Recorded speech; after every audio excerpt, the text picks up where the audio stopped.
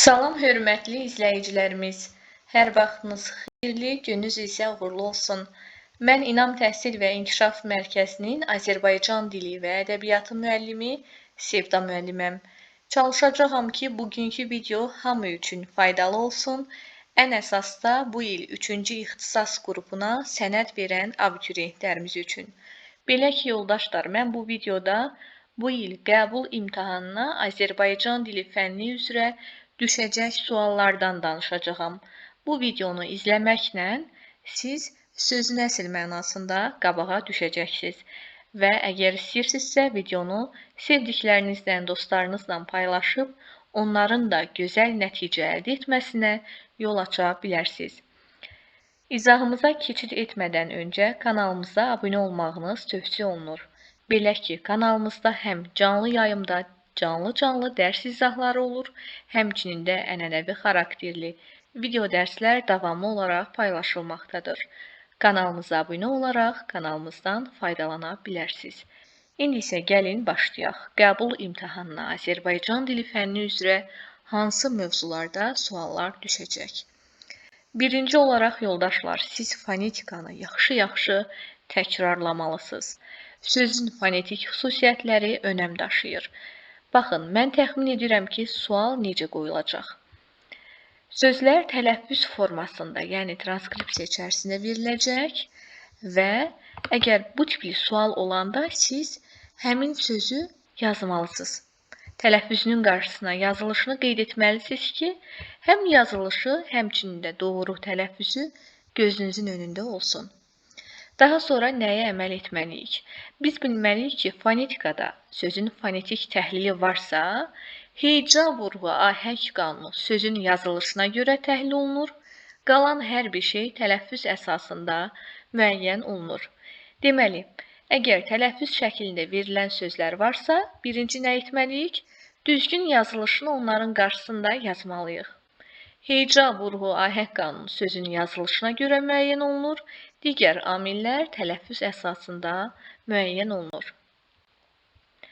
Davam edək yoldaşlar, növbəti sual leksikologiyadan ehtimal olunur və ehtimal olunur ki, frazeoloji birləşmələrdən sual düşsün. Yaxşı-yaxşı təkrarlayın nəyi? Frazeoloji birləşmələrin amonimliyini, antonimliyini, sinonimliyini. Elə frazeoloji birləşmə düşər ki, siz onun mənasını bilməzsiniz. Bu baxımdan frazeoloji birləşmələri təkrarlamaq faydalı olacaqdır. Və bilməliyik ki, frazeoloji birləşmələrin antonimi, sinonimi, habelə amonimi məhz frazeoloji birləşmə şəklində verilməlidir. Bir var frazeoloji birləşmə, bir də var onun həqiqi mənalı qarşılığı. Həqiqi mənalı qarşılıq frazeoloji birləşmə ilə sinonim olmur. Adı üstündə onun qarşılığıdır, amma sinonimi deyil. Məsələn, cin atına minmək frazeoloji birləşmədir. Əsəbiləşmək onun həqiqi mənalı qarşılığıdır. Frazeoloji sinonimi deyil. Niyə? Ona görə ki, əsəbiləşmək sözdür. Frazeoloji birləşmə deyil. Bu baxımdan bir daha qeyd edirik ki, frazeoloji birləşmələrin amonimi, sinonimi, antonimi frazeoloji birləşmə şəklində verilməlidir. Davam edək yoldaşlar. İsimlərə fikir verməliyik. İsmin hallanması, mənsubiyyətə görə dəyişməsi. Mən düşünmürəm ki, sadəcə bir sualın içində buna yer ayırarlar. Olar ki, bir sualın bütün variantlarında belə bir hissəyə toxunurlar. Və nəyə fikir verməliyik? Ana, bala, dost, düşmən, uşaq, taxta, kərpic, beton, ipək, yun, daş, gümüş, qızıl. Bu tipli sözlər yoldaşlar isimlərdir. Amma davamlı olaraq sifətləşməyə meyillidir. Sifətləşən isim yenə də isimdir. Müvəqqəti olaraq isim sifətin xüsusiyyətlərini öz üzərinə götürüb. Belə bir nümunə çəkə bilərik ki, məsələn, bir məclis olur, siz valideynlərinizin yerinə həmin o məclisə gedirsiniz. Həmin o məclisdə valideynləriniz olmur, siz olursunuz. Və orada sizə sual veriləndə ailənizin, əslinizin, nəslinizin adına cavab verirsiniz. Yəni onları təmsil edirsiniz. Bax, isimlər də elə eyni ilə bu şəkildədir. İsimlər bəzən cümlədə sifətləşir. Yəni aid olduğu sifət itir. Belə bir məqamda sifətləşir və müvəqqəti olaraq sifətin xüsusiyyətlərini daşıyır. Daha sonra o, bu əvəzlikləri. Ümumiyyətlə, əvəzliyin məna növlərindən sual gözləmirəm. Sadəcə o, bu əvəzliklərindən sonra vergülün qoyulması ilə bağlı sual qoyula bilər. Baxın, yoldaşlar, sual qoyular ki, hansı cümlədə o və ya bu əvəzliyindən sonra vergül qoyula da bilər, qoyulmaya da bilər. Və yaxud da ümumən qoyular, qoyulmaz tipli birbaşa sualı ünvanlanar. Bilirik ki, o, bu əvəzlikləri cümlədə kim və ya nə sualını alarsa, vergül qoyulma ehtimalı var. Digər hansı sualını alsa, vergül ehtimalı birbaşa sıfıra bərabər olur. Deyək ki, o, bu əvəzlikləri cümlədə kim, nə sualını alıb və ehtimal var ki, vergül qoyulur. Bu ehtimalı dəqiqləşdirmək üçün o, bu əvəzliklərindən sonra gələn sözlərə baxırıq. Əgər əvəzlik gəlibsə, feil gəlibsə, köməkçi nitqsələri gəlibsə, yenə vergül ləğv olunacaq. Feillərdən feili sifət, köməkçilərdən isə modal sözlərlə nidalar istisnalıq təşkil edir. O zaman qoyula bilər. Daha sonra köməkçi nitqsələrini yaxşı-yaxşı təkrarlayın.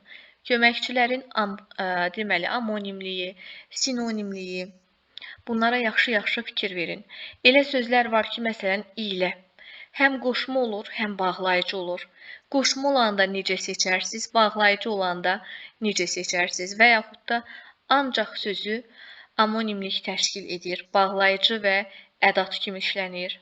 Bu mənada amonimliyə xüsusən və sinonimliyə xüsusən diqqət yetirin, yoldaşlar. Davam edək. Növbəti sual tipi bu şəkildə ola bilər. Hansı tabeli mürəkkəb cümlənin təhlil sxemi mübtəda xəbər təhlilinə uyğundur və yaxud da zərfli əlavə edər. Yəni, deyər ki, bu sxemə uyğun tabeli mürəkkəb cümləni seçin. Belə olan halda siz birinci təhlilə qaçmayın, nəticəyə qaçmayın. Birinci baxın görüm cümləniz tabelidirmi? Tabeli mürəkkəb cümlələri ayırın, qoyun bir qırağa. Məsələn, 3 variant. A, B, D variantları tabelidir. Digərləri ya sadədir, ya tabelsiz mürəkkəb cümlədir. O variantlara baxmayın. Sadəcə A, B, D-ni təhlil edin. Belə olanda siz daha çox vaxt, zaman qazana bilərsiniz. Və burada bir nüans qeyd etmişəm. Cümlə üzvlərinin təhlilində bilməliyik ki, ikinci, üçüncü nöqtəyini söz birləşmələri, frazeoloji birləşmələr cümlə üzvlərinin təhlili zamanı parçalanmır. Birinci növlər həmişə parçalanır, bir zaman bildirəndə parçalanmır. Məsələn, deyirik ki, müasir dövrdə insanlar belə davranır. Müasir dövrdə birinci növdür, siz bunu ayırmayacaqsınız. Hansı dövrdə, nədə filan etməyəcəksiniz. Müasir dövrdə bir götürüləcək zərflik olacaq.